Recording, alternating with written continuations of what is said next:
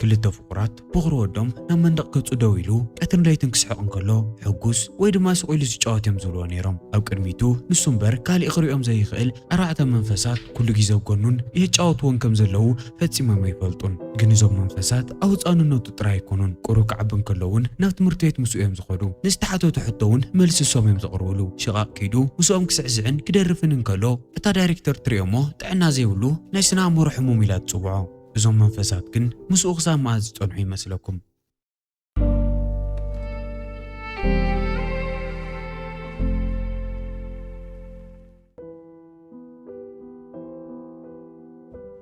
ፊልምና ጅምሮ 1959 ኣብ ሳን ፍራንሲስኮ እንትኸውን ኣብ ስራሕ ውዒሉ ገዝኡ ዝኣተየ ሰብኣይ ነብሰ ጡር ሰበይቱ ናይ ሕርሲ ሕማም ከም ዝጀመራ እንትርእን ናብ መኪና ሰቒሉ ንሆስፒታል ንኽወስዳ እንትጓየን እናርኤና እዩ። ኣብ ተመሳሳሊ ሰዓት ኣብ ውሽጢ እታ ከተማ ንሳ ዝተፈላለየ ፈጺሙ ዘይራኸብ ንናይ ባዕሎም ህይወት ዝነብሩ 4 ሰባት ንላለ።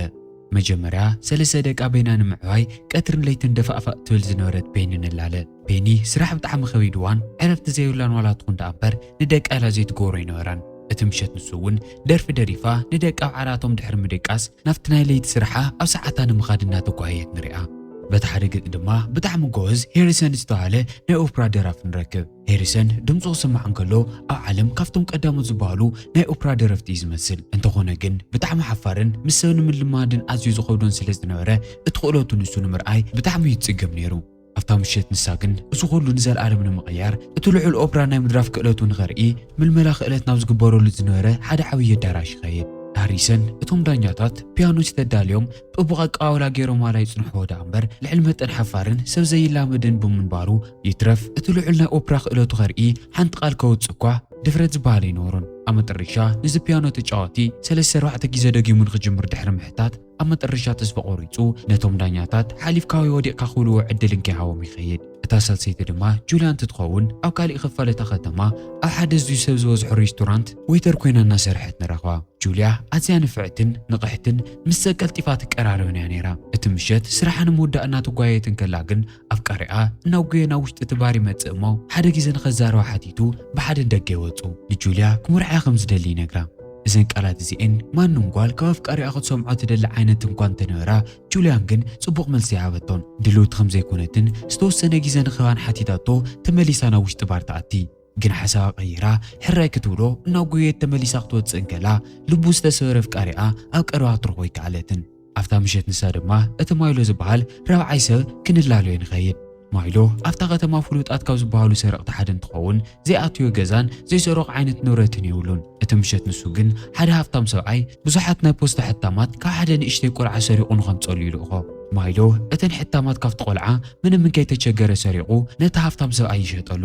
ግን ማይሎ እቲ ተጓሩ ንሱ ጣዒስዎ እቲ ማሕተም ነቲ ቆልዓ ንኽምልሰሉ ናብ ናይቲ ሃብታም ሰብኣይ ገዛ ብመስኮት ብምእታይ እተን ማሕተም ደጊሙ ክሰርቀን እንትሞክር እቲ ሃብታም ሰብኣይ ይረኽቦ እሞ ኣብ ጥቑኡ ፀንሐ ሓጭን ኣልዒሉ ከጥቅዖ ይጅምር። ማይሎ ካብቲ ሃብታም ሰብኣይን ሓጭኑን ንኸምልጥ ብመስኮት ይወፅእ እሞ በቲ መፍርሒ ፀግዒ ቅሩተይ ድሕሪ ምኻድ ናብቲ ኣብ ጥቑኡ ዝነበረ ገዛ ዘሊሉ ካብቲ ሰብኣይ ይምልጥ። እንተኾነ ግን ነቲ ቆልዓ ዝሰርቆ ማህተሙ ክምልሰሉ ብዘይምኽኣሉ ኣዝዩ ይርበሽ። ምስቲ ናይ ኣባሓጉኡ ማሕተም ዝተሰርቆ ቆልዓ ቅሩተይ ድሕሪ ምክትታዕ ኣብ ጽርግያ ትሓልፍ ዝነበረት ቆጻል ባስ ጠጠው የብል እሞ ናበይ ከም ዝኸይዱሎ ዘይፈልጥ ናብ ውሽጢ ተሰቒሉ ኮፍ ይብል። ኣብ ውሽጢ ደቃ ደቂሳ ናብ ስራሕ ትኸይድ ዝነበረት ቤኒ ክእለቱ ሰብ ንኽሪአሉ ዕድል ዘይሃበ ናይ ኦፕራ ደራፊ ሄሪሰን ከምኡውን ነፍቃሪኣ ይቅርታ ሓቲታ ናይ መርዓ ሕቶኡ ክትቅበል ትደሊ ዝነበረት ጁልያ ኩላቶም ኣብታ ባስ ክጓዓዙ እንከለዉ ሓደ ዘይስተውዓልዎ ነገር ግን ናይ ኩላቶም ምሸት ጽቡቕ ዝበሃል ዋላ እኳ እንተዘይነበረ እዛ ባስ ዝገንሕ ነበረ ሰብኣይ ግን ዝኸፍአ ክገብሮ ምዃኑ እዩ። ኩላቶም ብሓሳብን ሓዘንን ጭንቀትን ሕፍረትን ተወጢሮሞ ዝጓዓዙሉ ነበሩ ሰዓት እዚ ገናሕ መኪና ብጥቑኡ ትሓልፍ ዝነበረት መኪና ዝነበረት ሓንቲ ቀይሕ ክዳን ዝገበረት ምልክዕቲ ጓል ትኹረቱ ይስራቕ። ብዝሕዝን መንገዲ እቲ ሰበይቱ ናብ ሆስፒታል ዝወስድ ዝነበረ ሰብኣይ ብቕድሚት እታ ባስ እናሓለፈ ይጸንሕ እሞ ክላክ ገይሩ ናብ ሓደ ኣንፈት መኪንኡ ክጠውያ እንከሎ እቲ ሾፈር እውን ምስኦም ንኸይጋጨ ናብ ተጻራሪ ኣንፈት ክጠውያ እንከሎ ብሓደ ድልድል ጸዲፉ እታ መኪና ትግምጠል። እቶም ክልተ ሰብ ሓዳር ሆስፒታል ክበጽሑ ዕድል እንከይረኸቡ ሰበይቱ ሕርሲ ስለ ዝጀመራ ጃከይ ተውፅኡ ወዱ ናብ ኢዱ ዘይክቕበል ካሊእ መማረፂ ይነበሮም። بتوجن نفتاس تجم تلت باسكن ملسن كلنا أتوم روعت تسافرتي حدا بحدا من كيتو جودو بمشكو تتاس تجم تلت باسكو تنقلو كاوكم زبالة حدا كميلا من مجحجار زي النخنوت سنغ قليلهم ناتجرم يتصنحو جنن كي تتصبيو اتا باس زغن حسنا رساي بمشكو توتيو انا تنسافف نسماي يخيد ابز غيزازي منم قسلو سونتهم زي مرآيهم مويتهم كم زخون يرغاغصلهم تدناغيصومن تغريمو من كيودو جن نافت حزز تولد حدش انصان እናወረሩ بمخاد كفليو بزي يقولوا منجد يطاوقو نمنتاي كم زخونه زفلط ولا حدا سو يلن ግን ድማ ኣርባዕቲኦም ካብቲ ህፃን ንኸይፍለዩ ተፈረዶም ይዝመስል ንሱ ናብ ዝኸዶ ይስዕቡ ካብኡ ድማ ፈፂሞም ክፍለዩ ይኽእሉን እዚ ህፃን ቶማስ እዩ ዝበሃል ወለዱ ተዓዲልና ወድና እኮ መንደቕ እናርአዩ ዝስሕቕ ኣይርብሽን ኢሎም ክምክሑን ከለዉ ኣብ ቅድሚቱ እሱ ጥራይ ዝሪኦም ዘጫወትዎ ኣርባዕተ መናፍስቲ ከም ዘለዉ ፈፂሞም ኣይፈልጡን ከምዚ ናበለ ብዙሓት ዓመታት ይሓልፉ እሞ ንእሽተይ ቶማስ ክዓብን ከሎ እቶም ኣርባዕተ መንፈሳት እውን ኣብ ጎኑ ኮይኖም ብዛዕባ ብዙሕ ነገር ከምህርዎን ልዕሊ ወለዱ ክከታተልዎን ክንከባኸብዎን ይጅምሩ ግን እዞም መንፈሳት እዚኦም ብዘይካ ንሱ ካሊእ ክሪኦምን ክሰምዖምን ስለዘይኽእል ብናይ ካልኦት ሰባት ዓይኒ ቶማስ ፍልይ ዝበለ ፀባይ ዘለዎ ቆልዓ ተባሂሉ እዩ ዝፍለጥ ግን ኣብ ተመሳሳሊ ሰዓት ዝተወሰነ ጥቕሚ እውን ነይርዎ ቶማስ ኣብ ትምህርቲ ከይዱ ብዞም ኣርባዕተ መንፈሳት ዘየልዕሎ ርእስቲ ስለዘይነበሮ ዝተሓተቶ ሕቶ ምንም ከይመሰሎ ብቐሊሉ እዩ ዝምልስ ነይሩ ናይ ቶማስ ህይወት ንዝተወሰነ ግዜ ብጣዕሚ ፅቡቕ ብዝበሃል ኩነታት እናኸደት ትጸንሕ ግን ማይሎ ንቶማስ ብተደጋጋሚ ችግር የእትዮ ነይሩ ንኣብነት ሓደ ዕለት ዝተወሰነ ቅርሺ ሂቡ ናብ ወዳ ቁማር ከይዱ ኣብቲ ንሱ ክስዕር ኢሉ ዝኣመነሉ ፈረስ ቅርሺ ንኽምድወሉ ይሓቶ ግን እቲ ምድብ ዝቕበል ሰብኣይ ቆልዓ ቁማር ንኽጫወት ፈፂሙ ይፈቐደን ግን ድማ ማይሎ ጎኑ ብምዃን ንቶማስ ኣቦይ ክውዕኒ እዩ እዛ ቁማር ተዘይበዲወሉ እውን ገዛ ከይትምለስ ኢሉ ፈራሪሕኒ ኢሉ ንኽሕሲ ይነግሮ ኣብ መጨረሻ እውን እቲ ምድብ ዝቕበል ሰብኣይ ተጨኒቑ ንቶማስ ቅርሺ ክቕበሉ ፈቓደኛ ይኸውን እሞ እቲ ንሶም ዝመረፅዎ ፈረስ ቀዳማይ ብምውፃእ እቲ ቁማር ሰዓርቲ ኮይኖም ይውድኦ እንተኾነ ግን ልዕሊ ውሱናት መዓልታት እቲ ቆልዓ ንሱ ናብቲ ናይ ቁማር ቦታ መፂኡ ከም ዝነበረ ሪፖርት ይግበር እሞ ካብ መሰል ህፃናት ተጣበቕቲ ድርጅት ሓደ ሰብኣይ ናብ ናይ ቶማስ ገዛ ይለኣኽ እቲ ሰራሕተኛ ምስ ወለዱ ንቶማስ ክራኸብ እንከሎ ቅድሚ ውሱናት መዓልታት ንወድኻ ከምዚ ኢልካ ፈራሪሕኻ ናብ ወዳ ቁማር ሰዲድካዮ ነርካ ዶ ኢሉ ይሓቶ ኣቦኡ ንቶማስ ብዛዕባ እቲ ጉዳይ ዝፈልጦ ነገር ከም ዘይብሉ ነጊሩ ነቲ ሰራሕተኛ ካብ ገዝኡ ዋላ የባርሮ ዳኣ እምበር እንድሕር ነገራት ብዝቐፂሎም ወዶም ክምንጠሉ ከም ዝኽእሉ የረድኦም ኣቦኡ ንቶማስ ንናይ ወዱ ድሕንነት ኣዝዩ ስለ ዝተጨነቐ እዚ ፍልይ ዝበለ ባህሪ ካበይ ከም ዝመፅሎ ንምፅራይ ናብ ናይ ስነ ኣእምሮ ሕክምና ክሰዶ ይውስን ሰብኣይን ሰበይትን ብዛዕባ እቲ ጉዳይ ክካትዑን ከለዉ ቶማስ ይሰምዖም እሞ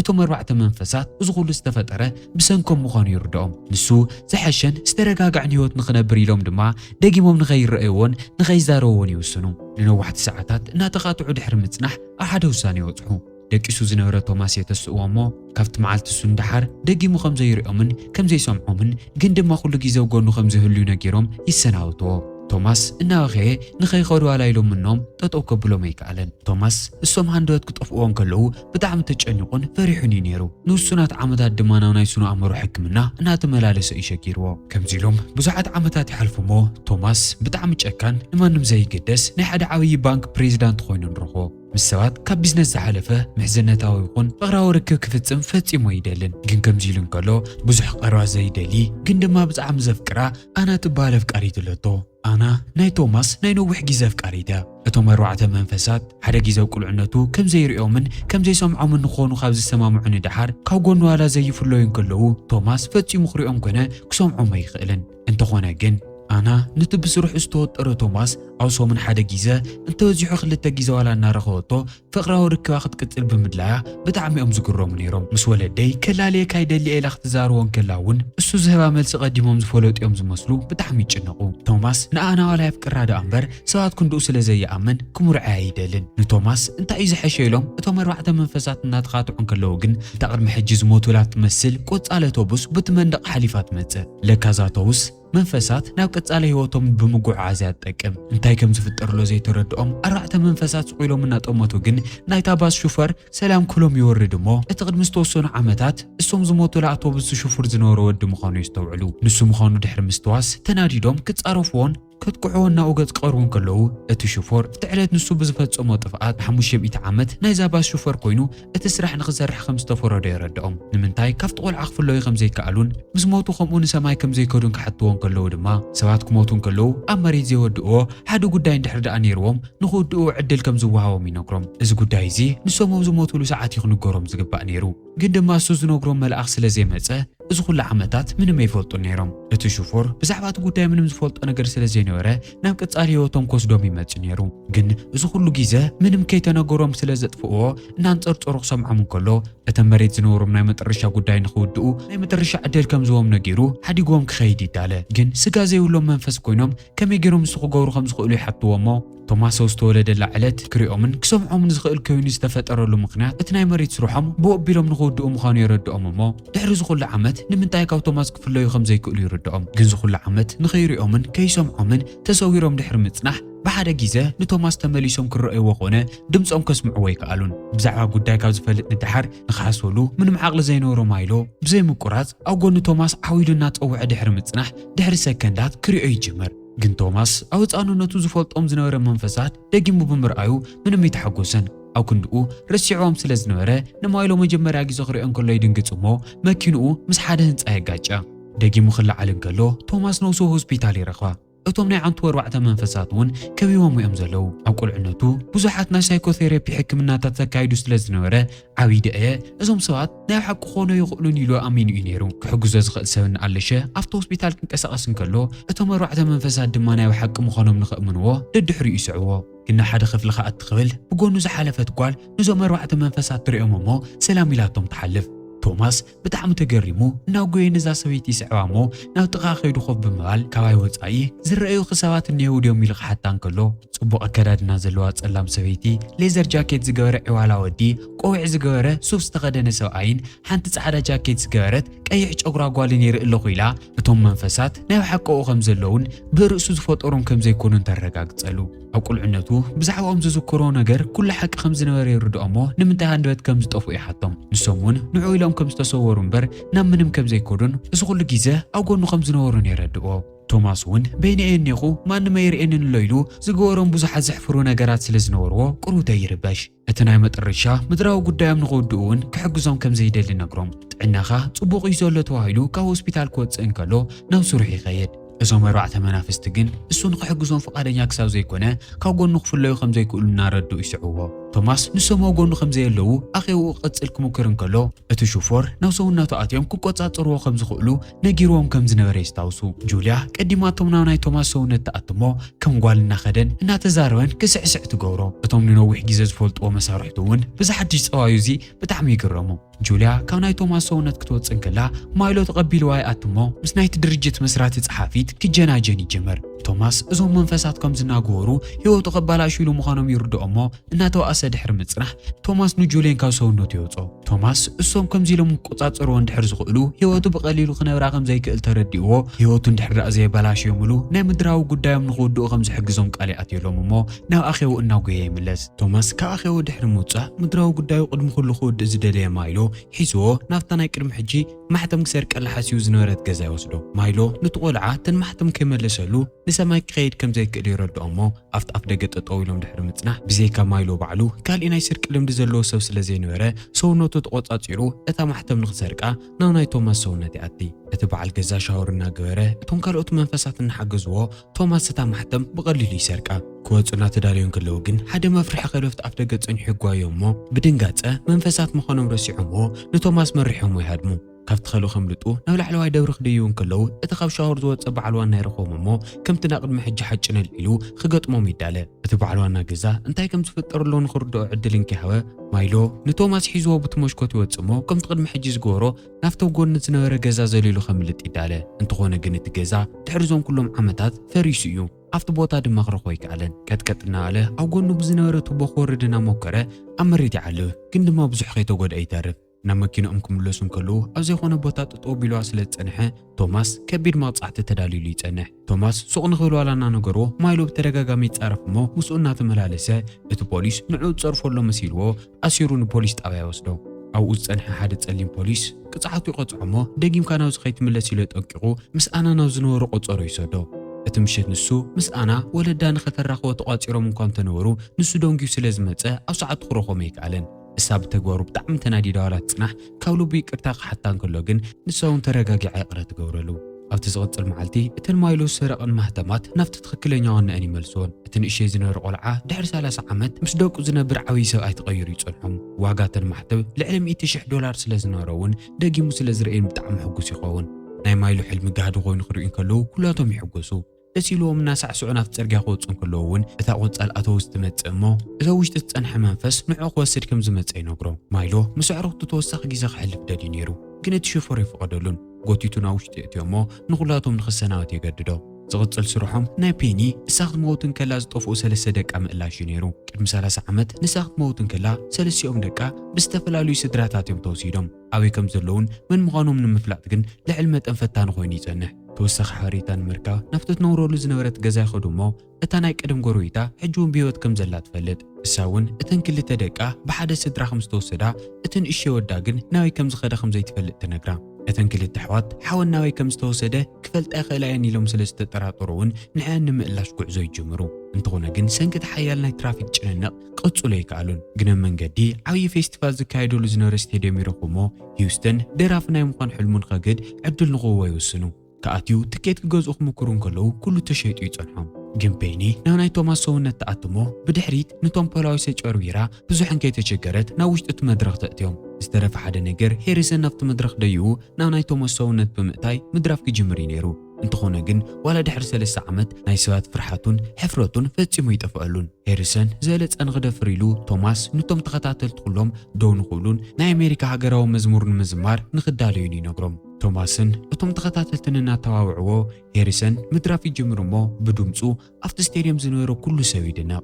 ምርኢቶም ንምቕራብ ኣብቲ ከባቢ ዝጸንሑ ናይ ጃዝ ደረፍቲ እውን ብኽእለቶ እዚኦም ስለ ዝተሰሓቡ ብጊታሮም ክዕጅብዎ ይቐርቡ ዘሚሩ ክውድእ እንከሎ እቲ ተኸታታሊ ቅድሚ ሕጂ ሰሚዕዎ ዘይፈልጥ ግን ድማ ዝግብኦ ዝነበረ ጣቕዒት ይዎ እንተኾነ ግን ሄሪሰን እቲ ተዋሂቦ ዝነበረ ፍቕርን ክብርን ከስተማቕር ዕድልን ከይረኸበ እታ ቆጻል ኣውቶቡስ ብድሕሪቱ ትመጽእ እሞ ናብ ቀጻሊ ህይወቱ ክትወስዶ ትዳለ ሄሪሰን ግን ሕጂ ጋዕሰጋ ኣይበለን ምድራዊ ጉዳዩ ወዲ እዩ እቲ ኩሉ ግዜ ዝደልዮ ነበረ ኣብ ቅድሚ ሰባት ደው ኢልካ ምድራፍ እውን ኣሳኺዕዎ እዩ ኣብ ውሽጢ ኣትዩ ብመሽኮት ተቐልቂሉ ንስንብት ኢዱ እናወዛወዘሎም እውን ናብ ቀጻሊ ህይወቱ ይኸይድ ንሄሪሰን ከምዚ ኢሎም ነገራት ጽቡቕ ዋላ ይወድኡ ዳ እምበር ንቶማስ ተመሳሳሊ ይነበሩን ዓብዪ ምድላው ረቢሽካን መድረኽ በፂፅካን ተባሂሉ ደጊሙ ይእሰር እሞ ፖሊስ ጣብያ ይውሰድ ፖሊስ ጣብያ ክበፅሕ እንከሎ ቅድሚ ሰዓታት ቅፅዓቱ ተቐቢሉ ደጊሙ ተኣሲሩ ንኸይመጽእ ኣጠንቂቖ ዝነበረ ጸሊም ፖሊስ ደጊሙ ይረኽቦ ቶማስ ደጊሙ ቁፅዓቱ ይኸፍል እሞ ካብቲ ቤት ማእሰርቲ እናወፀ እንከሎ ኣና ኣፍ ደገ ይረኽባ ለካ ቶማስ ኣብቲ ስቴድዮም ደይኡ ሃገራዊ መዝሙር ክዝምር እንከሎ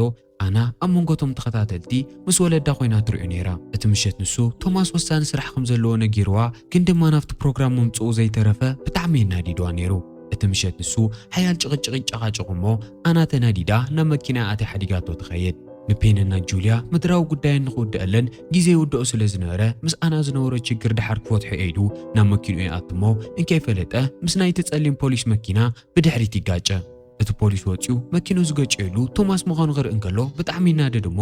መሊሱ ናብ ቤት ማእሰርቲ ንኽእትዮ ይቐርብ ኣብ ተመሳሳሊ ሰዓት እቲ ፖሊስ ጓሉ ኣብ ውሽጢ እታ መኪና ስለ ዝጸንሐት ተደናጊጻ መብካይ ትጅምር እሞ ንኸረጋግዓ ሓንቲ ደርፊ ክደርፈላ ይጅምር እታ ደርፊሳ ግን ታራ ደርፊ ይነበረትን ፔኒ ቅድሚ ምሟታ ነቲ ንእሽተይ ወዳ ንኽተረጋግዖ ትደርፈሉ ዝነበረት ባዕላ ዝፈጠረታ ደርፊ እያ ነይራ እሱ ዶ ይኸውን ኢላ ተገሪማ ቀስ ኢላ ናብኡ ትቐርብ ግን ንሳ ምንም ክትዛረቦ ኾነ ክትነኽኦ ስለ ዘይትፈልጥ ንቶማስ ቀልጢፋ ትጭቕጭቆ ሽሙ ነጊራ ንኽጽውዖን እቲ ዝጠፍአ ወዳ ንሱ ኮይኑ ንኸረጋግጽ ተሓቶ እቲ ፖሊስ ሽሙ ንሱ ምዃኑን ኣድዩ ህፃንነቱ ከም ዝጠፍአትን ዋላ ርግፀኛ ይኹን ንቶማስ ሕዝውን ይጠራጠሮ ነይሩ ቶማስ ናይቲ ፖሊስ እምነት ንኽረክብ ኢሉ ናይተን ክልተ ዝጠፍአ ኣሕዋቱ ኣድራሻ ይነግሮ ለካ እቲ ፖሊስ እተን ክልተ ዓበይቲ ኣሕዋቱ ንምእላሽ ነዋሕቲ ዓመታት ኣጥፊኡ ፖሊስ ዝኾነሉ ምኽንያት እውን ንዓን ንምእላሽ ዝቐለለ ንክኾነሉ እዩ ነይሩ እቲ ፖሊስ ዘይፈለጦ ነገር ግን እታ ዝሞተት ኣዲኡ ኣብ ጎኑ ደው ኢላ ከም ዘላን ብዙሕ ሕጂ ኮይኑዎኒ ሰብኣይ ብጣዕሚ ከም ዝኮርዐትን እዩ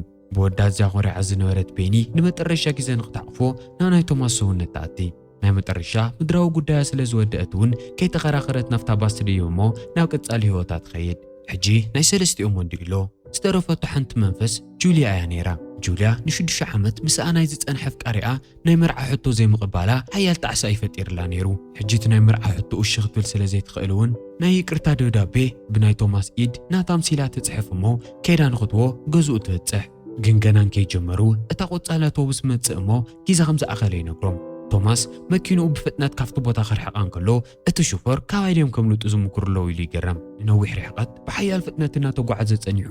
ቶማስ ኣብቲ ፍቃሪኣ ንጁልያ ይነብረሉ ኢሉ ዝሓስቦ ቦታ ክበጽሕ እንከሎ እቲ ሹፈር ምስ ኣውቶቡሱ ኣብኡ ጋዜጣ እናንበበ እናተጸበየ ይጸንሕ። ቶማስ ተወሳኺት ሓንቲ ደቃ ንኽህቦም ይእምኖ እሞ ጊዜ ምስ ተዋሃቡ ናብቲ ኣፍ ደገ ኸይዱ ማዕጽዮ ይኹሕኩሕ። ግን ብዝሕዝን መንገዲ ኣፍቃሪኣ ብሰንኪ ሓያል ሕማም ቅድሚ 7 ዓመት ሞይቱ ይጸንሕ። እሱ እንድሕር ዳ ቅድሚ 7 ዓመት ሞይቱ ምድራዊ ጉዳይ ይድኣ እንታይ እዩ ዝኸውን ኢላ ጁልያ እናሓሰበት እንከላ ቶማስ ነቲ ሹፈር ተወሳኺ ጊዜ ንኽሆን እናጨቕጭቆ ይጸንሕ። ብርሕቐት ደው ኢላ እናርአየት ድማ እሳን ኣፍቃሪኣን ቅድሚ ዓመታት ዝፈጽሞ ጌጋ ሕጂ ቶማስን ኣፍቃሪቱ ኣናን ይደግምዎ ከም ዘለዉ ይርዳኣ።